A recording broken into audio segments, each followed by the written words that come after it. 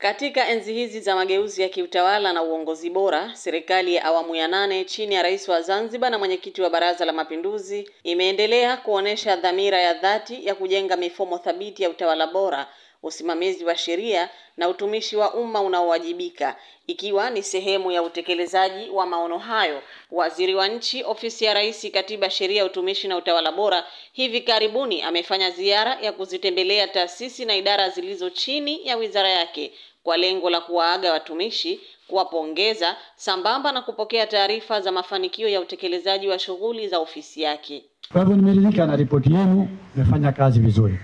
Lakini la pili ni kuja kukushukuruni kwa kazi mliofanya miaka 5. Nakushukuruni sana kwamba mmefanya wizara yangu au wizara yetu hii kuwa mafanikio. Lakini mafanikio haya yamepatikana kwa kutokana na nguvu kubwa za rais wetu wa Zanzibar, Dr. Hussein Ali Hassan Mwinyi. Ametusaidia sana na tumpigieni makofi mengi. Na tumuombe Mungu inshallah Oktoba ikifika ashinde kwa kishindo ili aendelee kutuongoza. Miaka 5 aliongoza, tumeshuhudia maendeleo makubwa sana katika nchi yetu. Katika ustawi wa jamii, kiuchumi na katika maeneo yote tunashuhudia maendeleo makubwa, maskuli, hospitali, barabara na miundombinu mingine. Viwanja vya michezo, utawala bora ameimarisha sana, amejenga umoja na utulivu katika nchi yetu. Ziara hii ni hatua ya kimkakati inayoweka msisitizo juu ya umuhimu wa taasisi za umma kuonesha matokeo ya moja kwa moja kwa wananchi. Kwa mazingira ya sasa ambapo wananchi wanazidi kuwa na uelewa mpana wa haki zao, hii ni muhimu kwa serikali kuwa karibu na taasisi zake ili kuhakikisha kuwa huduma zinazotolewa zinawiana na matarajio ya umma kwa wakati, kwa ufanisi na kwa viwango vya juu vya uadilifu. Afisi ya Mdhibiti na Mkaguzi Mkuu wa Hesabu za Serikali inatambua na kuthamini juhudi kubwa zinazochukuliwa na Serikali ya Mapinduzi ya Zanzibar katika kuleta maendeleo yanayopelekea kuimarika kwa uchumi wa nchi, kuimarika kwa huduma za kijamii, kuimarika kwa maendeleo ya miundombinu kulikopelekea kupungua kwa mfumuko wa bei na hatimaye kuongezeka kwa pato la taifa na pato la mtu mmoja mmoja.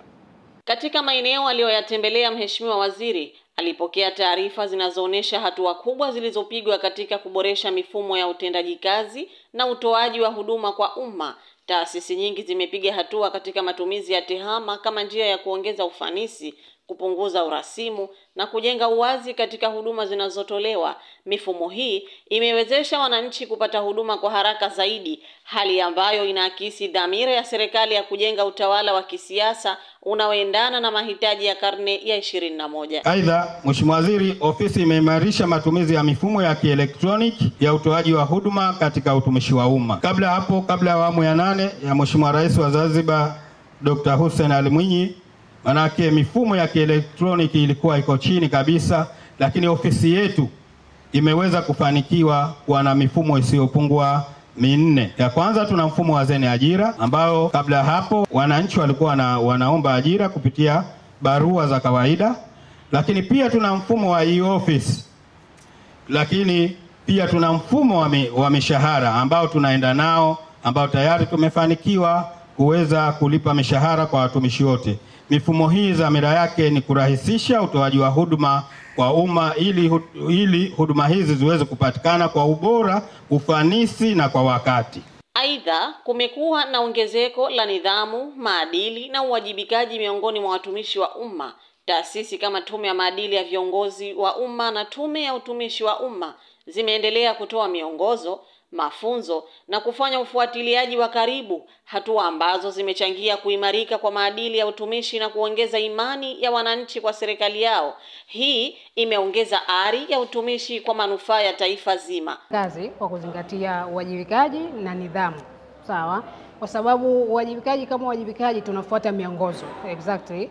Tunafuata kanuni za utumishi wa umma ya 2014, lakini tunafuata miongozo mbalimbali ya kiutumishi, tunafuata matoleo mbalimbali yanayotolewa na ofisi kuu ya utumishi wa umma. Kwa hiyo hapo uwajibikaji wetu pia lazima utazingatia hivyo vitu ama ni nyenzo za kufanyia kazi, ambazo hizo sasa zinatupelekea kwenye uwazi. Na ukizingatia uwazi mpaka kwenye swala letu la kuajiri, basi tuna mfumo huu wa Zeni Ajira. Kwa hiyo pia bado upo katika uwazi katika kufanya majukumu yetu kiujumla. Kutupa hamasa zaidi ya kuweza kuwajibika katika utendaji wetu wa kazi katika kamisheni yetu kwa ujumla.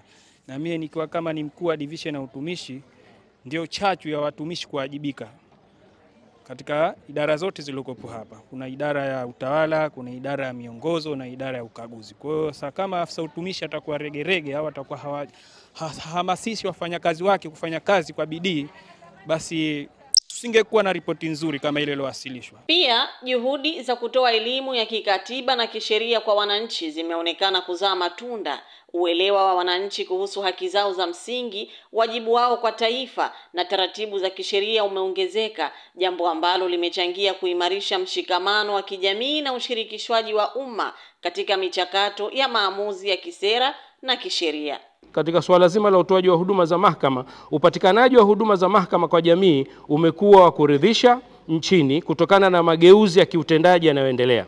Tathmini mbili zimefanywa hivi karibuni zikitoa taswira chanya ya ridhaa ya jamii. Tathmini ya mwisho iliyofanywa na taasisi ya RIPOA, Court User Satisfaction Survey, iliyofanyika mwezi wa April na mwezi wa Agosti, imeonyesha kuridhika kwa watumiaji wa huduma za mahakama kwa 80%. Mara tu mtu anapata taarifa mtoto wake amedhalilishwa, basi haraka sana mtu kufika kituo cha polisi kwa ajili ya kutoa taarifa. Polisi watakapata taarifa, wao hatua yanayofuata ni kufanya uchunguzi wa haraka pamoja na kutoa PF3 kwa ajili ya kumpeleka mtoto hospitali kwa ajili ya uchunguzi wake wa kiafya na kuangalia ile halisi ambayo mtoto ameathirika. Na baada ya hapo, baada ya uchunguzi, polisi wao kwa hatua zao wanapeleka jarada kwa mkurugenzi wa mashtaka. Mkurugenzi wa mashtaka nao wanapitia, wanaangalia ushahidi uliokuwepo, kama unakidhi basi wanatoa hati ya mashtaka kwa ajili ya kumpeleka mshtakiwa mahakamani. Pamoja na mafanikio yaliyopo, Mheshimiwa Waziri amesisitiza kuwa kazi bado inaendelea na matarajio ya serikali ni makubwa zaidi. Lengo ni kuhakikisha kuwa kila taasisi chini ya wizara inakwenda sambamba na vipaumbele vya kitaifa na inakuwa chombo hai cha kusukuma mbele ajenda ya maendeleo ya utawala bora. Lengo letu kubwa ni kufanya kazi kwa jitihada, ni kufanya kazi kwa uweledi na kutumia elimu yetu yote ambayo tumepatiwa ili kufanya zile ripoti za ukaguzi ziwe na hadhi ya kitaifa na kimataifa. Na matokeo yake serikali yetu itapata kusimamia vizuri utawala bora bila ya ubadhirifu, bila ya matumizi mabaya ya ofisi, bila ya ukiukwaji wa sheria. Matarajio ni kuona watumishi wakihamasishwa zaidi kwa mafunzo, motisha na mazingira bora ya kazi ili kuweza kutoa huduma zenye viwango vya juu na zenye kulenga matokeo. Mfumo wa tathmini ya utendaji kazi utaendelea kuboreshwa sambamba na matumizi ya takwimu na teknolojia katika kupanga na kutekeleza mipango ya kiutumishi. Kutoa mafunzo mafupi kwa watumishi wa umma wapatao 10,800 Unguja na Pemba. Asilimia hii ni sawa na 400% ya ile ambayo tulipewa katika ilani ya chama ya 2020-2025 ambayo ilitaka tutoe mafunzo kwa watumishi wasiopungua 2,700. Tunatarajia kuanzisha programu ya shahada ya pili katika fani ya sayansi ya rasilimali watu, yani Masters of Science in Human Resource Management, ambayo tunatarajia watumishi wengi wa umma watakuja kusoma programu hii ambayo tunatarajia kuanzisha ndani ya mwaka huu wa 2025. Ofisi pia imefanikiwa kuimarisha maslahi ya watumishi ambapo mnamo mwaka 2022 tuliweza kuimarisha kufanya marekebisho ya mshahara kwa watumishi wa umma na ambapo watumishi wote walifanywa marekebisho ya mshahara kwa kuzingatia miundo ya utumishi.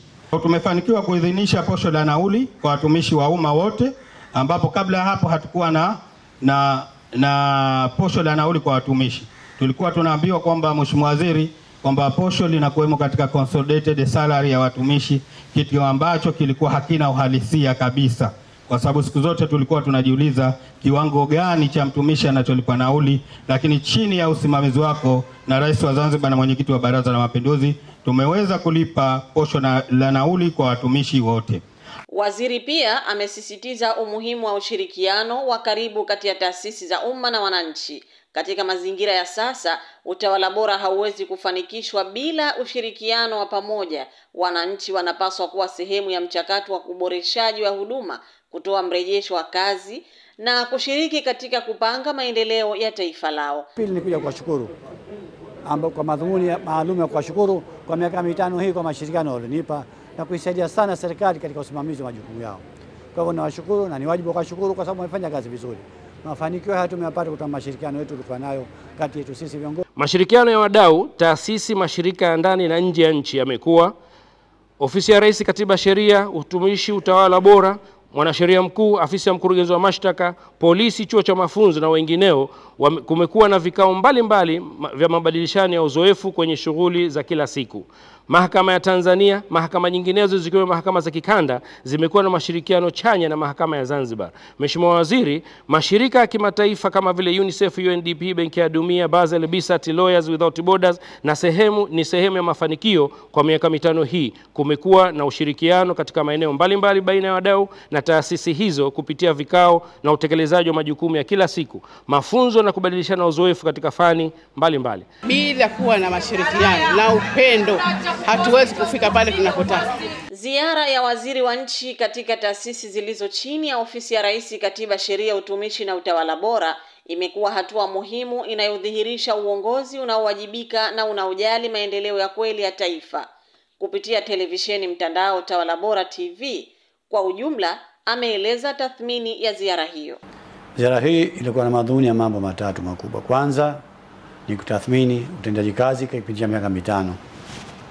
Kuna namna gani taasisi zimetekeleza majukumu yao hasa katika utekelezaji wa ilani ya uchaguzi ya Chama cha Mapinduzi.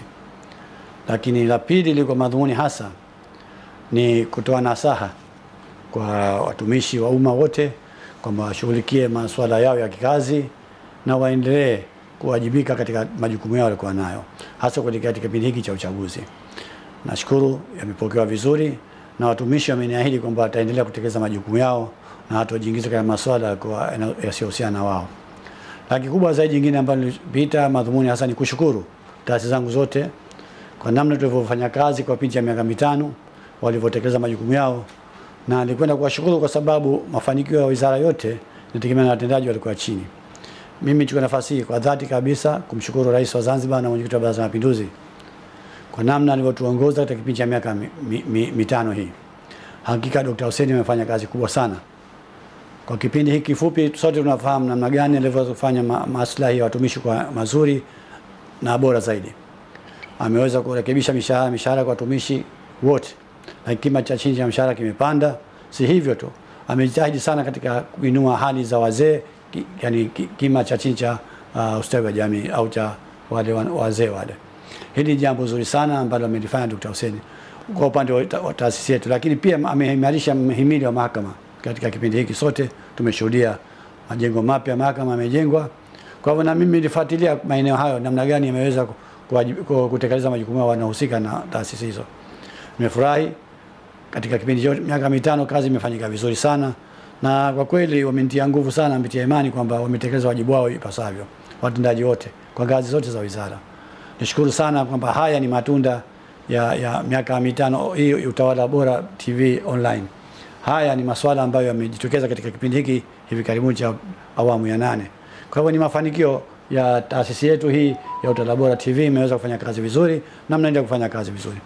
Na katika ziara yako ni kwa kiwango gani hasa utekelezaji wa watumishi wa umma katika majukumu yao?